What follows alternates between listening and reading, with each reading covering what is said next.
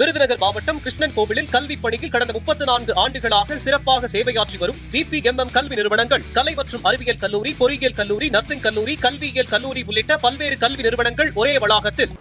தமிழ்நாடு வலுத்தூக்கும் சங்கத்தைச் சேர்ந்த 2 வீரர்களுக்கு ரயில்வே துறையில் அரசு பணி கிடைத்த நிலையில், தமிழ்நாடு வலுத்தூக்கும் சங்கத்தின் தலைவர்கள் நேரில் சென்று அரசு பணி கிடைத்த வீரர்களுக்கு வாழ்த்து தெரிவித்தனர்.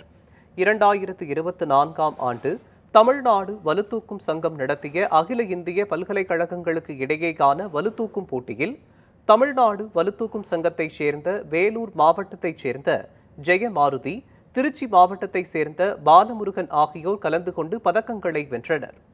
அதேபோல் காமன்வெல்த் போட்டியில் கலந்து கொண்டு வெற்றி பெற்றனர்.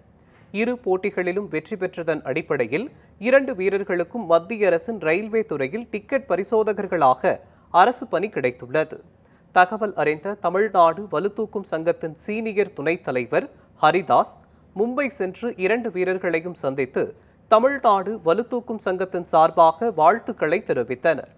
இந்த நிகழ்வில் இந்திய ரயில்வே வலுத்தூக்கும் மற்றும் பளுதூக்கும் கலையின் பீஷ்ம பிதாமகனும் ஒலிம்பிக் மற்றும் காமன்வெல்த் விளையாட்டு வீரருமான ரங்கசாமி, இந்தியன் ரயில்வே வலுத்தூக்கும் தலைமை பயிற்சியாளர் நாகராஜன், இந்திய ரயில்வே பயிற்சியாளர் அப்துல் முனாப், மேற்கு ரயில்வே மற்றும் இந்திய ரயில்வே பயிற்சியாளர்கள் அழகுராஜ், மகேந்திரன் ஆகியோர் கலந்து கொண்டனர்.